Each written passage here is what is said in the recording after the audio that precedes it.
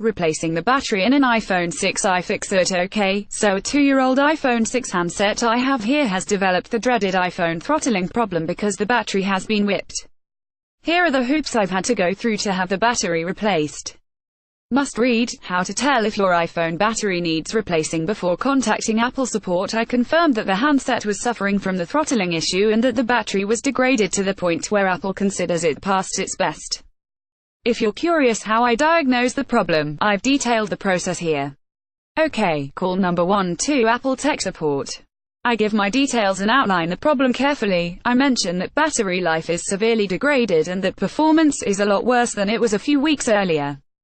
The Apple technician carried out remote diagnostics on the handset and surprisingly claimed that the issue was a software problem, and that what I needed to do was back up the device, wipe it, and start from scratch. Out of curiosity, I asked about the state of the battery, and I was told that it was fine.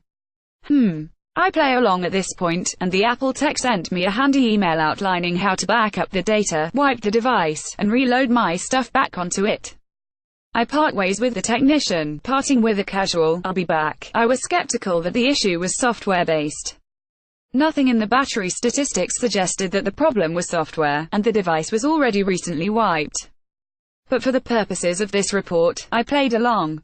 And, as I expected, wiping the device and reloading did nothing. If anything, it made it worse, partly down to the search tool Spotlight needing to re-index the data on the device.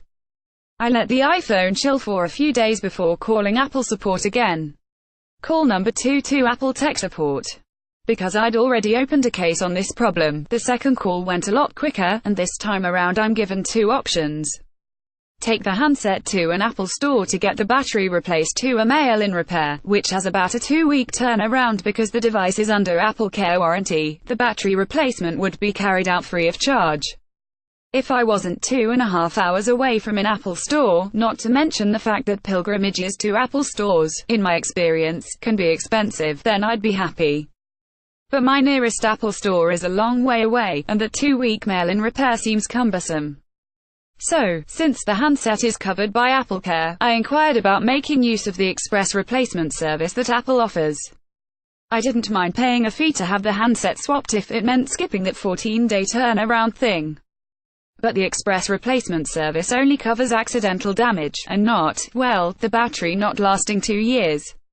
It's annoying that I could have damaged the handset and got a new one for a small fee, while a battery failing in 2 years in a handset that's otherwise pristine can't be replaced. So, what's the takeaway here? Initially Apple tried to brush off the problem as a software issue.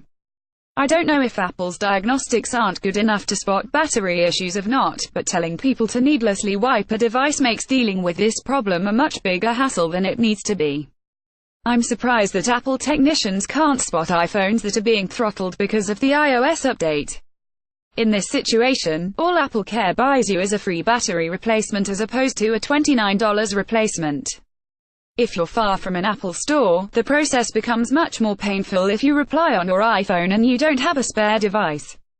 And before someone asks, I can't be bothered to replace the battery myself because right now I have too many things requiring my attention piling up. If you want to repair yours, then it's not that hard, and the excellent guides over on iFixit will cover everything you need to know about the process. How to make your iPhone battery last for. See full gallery. See also